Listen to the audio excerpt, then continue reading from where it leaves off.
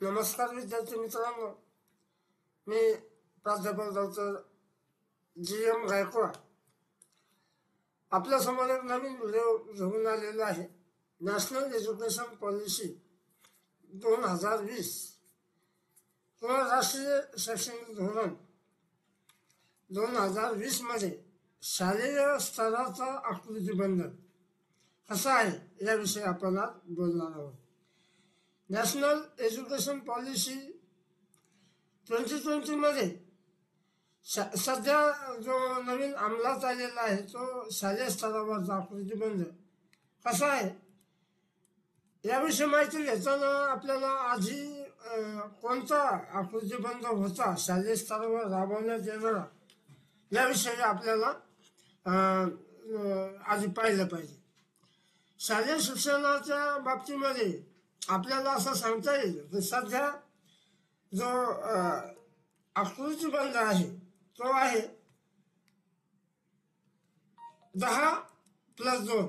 आता बघा, या 10+2 मध्ये हा जो आकृतीबंध आहे 10+2 यामध्ये 6 ते 14 वयोगटाच्या विद्यार्थ्यांचा समावेश केलेला आहे असं आपल्याला दिसून येतं.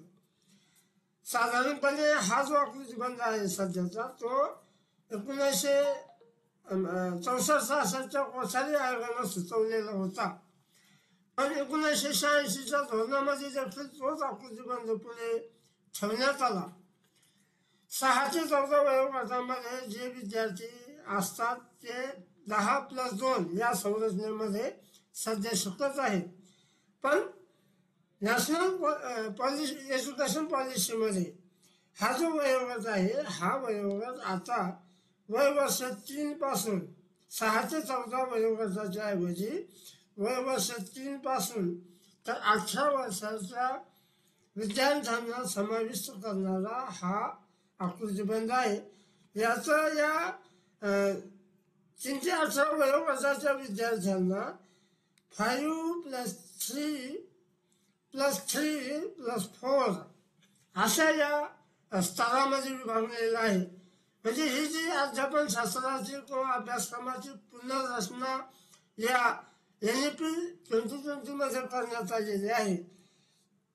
याचा अर्थ असा की जे 10+2 हा जो संरचना होती, हा जो आकृतीबंध होता, आता बदलून 5+3+3+4 अशा पद्धतीनं त्याचा स्ट्रक्चर किंवा त्याचे स्तर करण्यात आलेले आहे.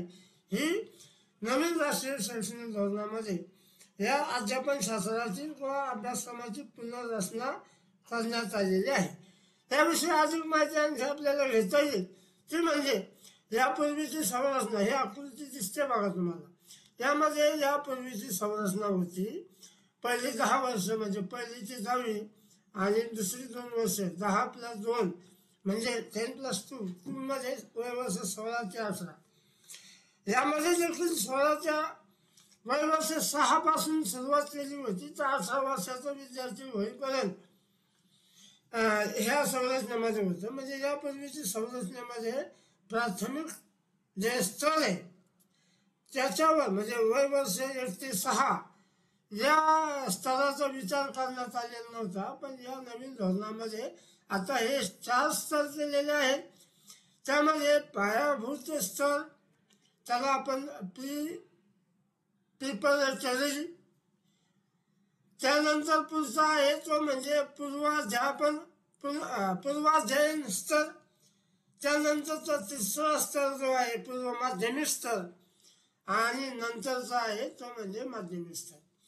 यामध्ये बघा, जिथं आपण 10+2 मध्ये विद्यार्थी 6 वर्षाचा झाल्यानंतर विचार करण्यात येत होता, मात्र या नवीन धोरणामध्ये पहिली 3 वर्ष जे आहे म्हणजे विद्यार्थी 3 वर्षाचा झाला तर त्याला अंगणवाडी म्हणजे पूर्व प्राथमिक शाळा किंवा बालवाडीमध्ये टाकण्यात येईल. म्हणजे 3 वर्षाचं वय 3 ते 6 त्या 3 वर्षामध्ये तो अंगणवाडी पूर्व प्राथमिक शाळा किंवा बालवाडीमध्ये शिकेल. त्यानंतर पुढची 2 वर्ष जेव्हा तो 6 वर्षाचा होईल तेव्हा इयत्ता 1ली आणि 2री मध्ये तो राहील. म्हणजे या कालावधीमध्ये बघा, या धोरणामध्ये असा विचार केलेला आहे की 3 वर्षाचं होईपर्यंत विद्यार्थ्याचा बौद्धिक विकास सगळा झालेला असतो, जवळपास 80%.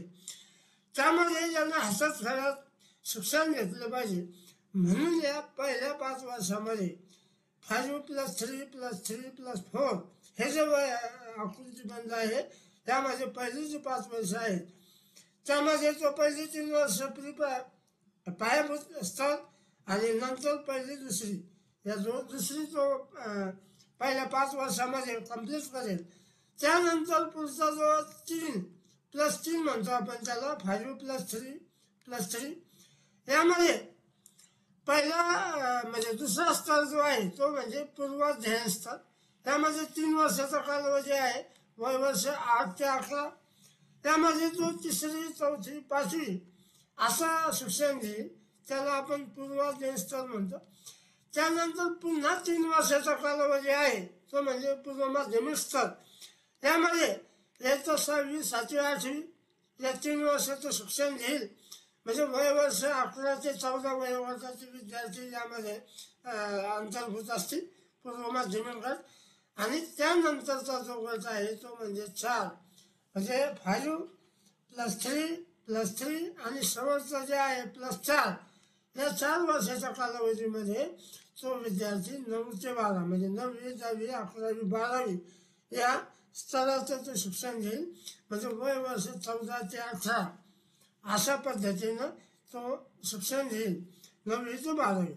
तर हे आहे मित्रांनो नॅशनल एज्युकेशन पॉलिसी 2020 मध्ये नवीन अध्यापन शास्त्रीय आणि अभ्यासक्रमाची पुनर्रचना 5+3+3+4 अशा पद्धतीनं करण्यात आलेली आहे असं आपल्याला सांगता येईल.